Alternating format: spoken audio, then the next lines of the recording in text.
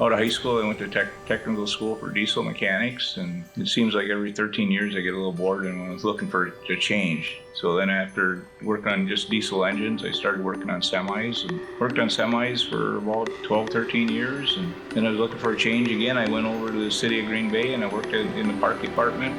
So then I retired from the city and I was just looking for something. And met one of the mechanics over here and talked to him and figured I'd come try work on forklifts for a little bit.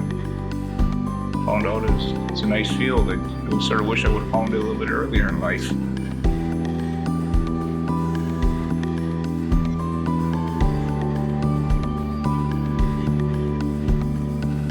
I like to tackle the big stuff first, get that out of the way. I'll start on one side of the machine and I'll get all the big jobs done. And then after I get all the big things done, and I'll go back, I'll touch up the little things and make sure everything is done at the end and drive it out the door, hopefully.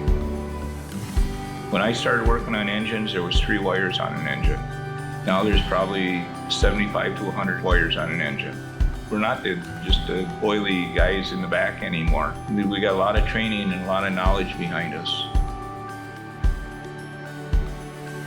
If you're a mechanic on one thing, you go to another thing, you're starting over from not basic scratch, but you're starting over again. And everybody was real helpful and willing to stop and show me the right way to do stuff. They make you feel like part of the family. When you go home, you're not scrubbing grease out of yourself for a half a night to get clean.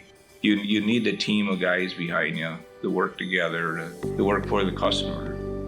You know, everybody takes a break together. They work all day together. They're still talking together as they're walking out the door.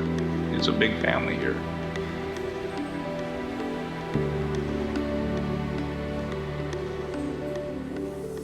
You're gonna feel overwhelmed at first, and just take your time and ask a lot of questions. Us older guys, we're gonna make sure you're doing it right because we're trying to build our shop when we're not here.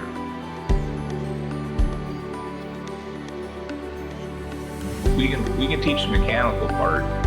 You have to have the basic knowledge, the basic common sense, and we'll teach you the rest. We'll make sure you do it the right way. You can't do it by yourself in this field anymore.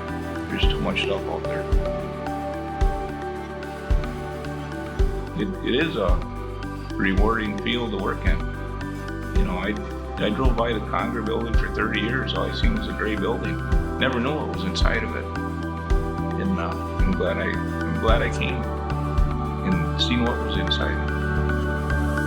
At the end of the day, you're still doing the same thing. You're repairing stuff, and you see it roll out the door at the end of the day. It makes you feel good.